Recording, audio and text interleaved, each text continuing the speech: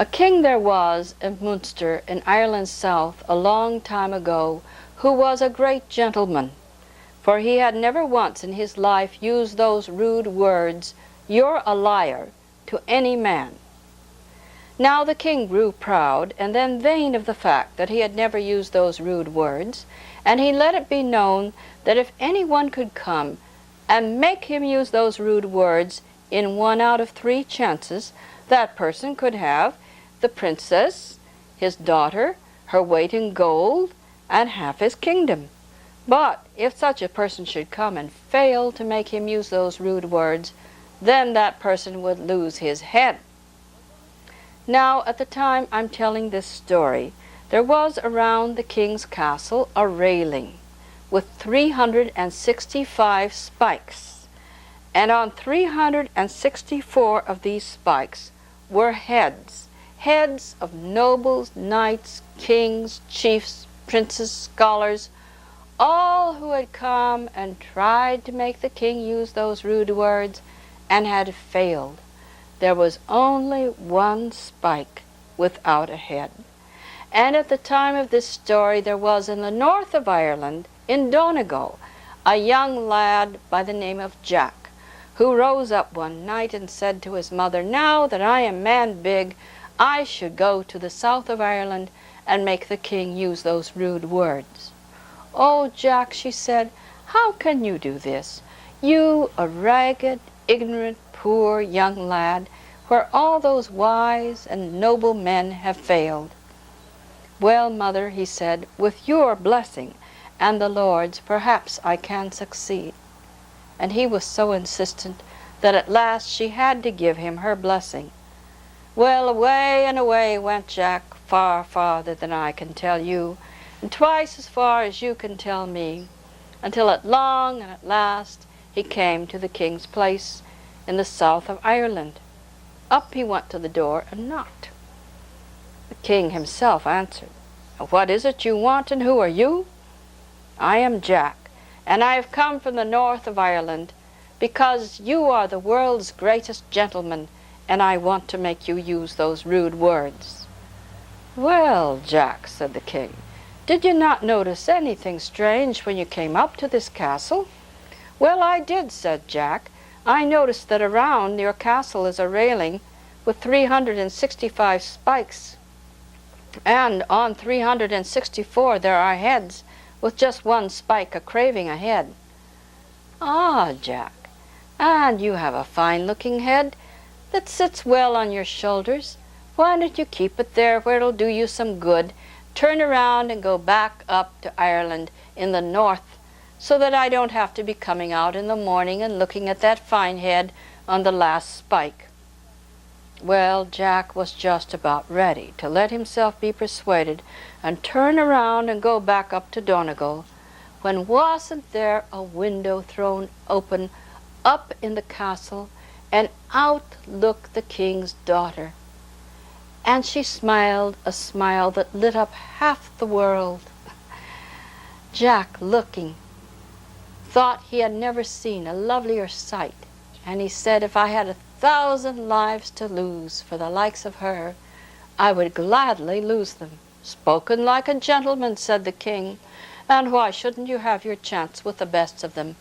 Well, come on in to the kitchen and get yourself some dinner and a good night's rest, for you've come a long way and you must be tired. In the morning I'll give you my first chance." Well, Jack let no grass grow under his feet before he made his way into the kitchen, where he got the father and mother of a good dinner, and that night he slept on a feather bed, Jack, who had never slept on anything but the bare floor before. And in the morning, after a grand breakfast, Jack went out to where the king said, "Now, here's your first chance." And he showed him some horses he had. There were 365 stalls, and in each stall was a horse 39 feet high. Now Jack knew when he was coming from the north of Ireland to the south that he would see sights such as he had never seen before in his life. But he was not going to let on outside of himself. He was not going to wonder aloud. So he said to the king, "Well, king, they're nice little ponies for the south of Ireland, but they're nothing at all compared to what my father, the king, had in his castle in Donegal." And he looked at the king to see if he would use those rude words. But the king just smiled at him and said, "Oh, Jack, do be telling me what were them horses like that your father had in Donegal?" And Jack said, "Well, it beats me to describe them at all, but there's one pony I'd like to tell you about. It was my pet pony, only 19 mile high, and I used to mount it on a step ladder that had rungs half a mile apart." And he looked at the king to see now would he use those rude words. But the king just smiled at him and said, "Oh, Jack, that must have been some grand little pony entirely." And Jack had lost his first chance. "Now for your second chance," said the king. "I'll take you out and show you some bees I'm rather proud of." And he took him out and showed him 365 bee skeps. A skep is a hive, as you know, and each skep was as big as a house, and each bee flying out was as big as a goose. But Jack just looked at the king and he said, "Well, they're nice little midges for the south of Ireland, but they're nothing at all compared to what my father had in his castle in Donegal." "Oh, Jack," the king said, "do be telling me what were them bees like your father had in Donegal?" "Well," Jack said, and he looked at the king, knowing this was his second chance, and he had better do a little more this time. So he said, "Well, it beats me to describe those bees entirely, but there's one queenie bee I'd like to tell you about. She was so enormous that my father had to keep her chained at home, for when she flew, the sweep of her wings was so fierce it would destroy entire villages and forests even." And he looked at the king to see if he'd be using those rude words, but the king just smiled at him. And Jack went on. "Now, the queenie bee did get loose one time and flew over to Scotland. And the king of Scotland sent back word that my father should come and get that murthering beast, the queenie bee. So I was ordered to gather up a handful of men, and since my father's army was scattered to the ends of the world, all I could gather was a small handful of 9,999,000 men. And I marched that little band of men up to the north of Ireland. But could I find a boat to cross over to Scotland? There wasn't one to be had. Then I put my little pet pony's front feet in the water and threshed the water apart so there was a dry path from Ireland to Scotland, and we went over with that little band of men, 9,999,000 men, without wetting a shoelace." And he looked at the king this time to see was he going to smile or was he going to use those rude words. But the king was still smiling at him. And Jack went on, determined to make the most of his second chance. "Well, when we got over to Scotland, I borrowed the King of Scotland's army. We got 9,000 miles of chain and brought that queenie bee back to Ireland." Now the king smiled. "Jack, that must have been some queenie bee entirely." Jack had lost his second chance. And the king went on, "You see, Jack, I'm a very busy man. And I think we'd better get on with your third chance and get the head off of you so I can be about my business. Now, if you wouldn't wonder at my horses and you wouldn't wonder at my bees, I'm going to show you some beans that you will have to wonder at."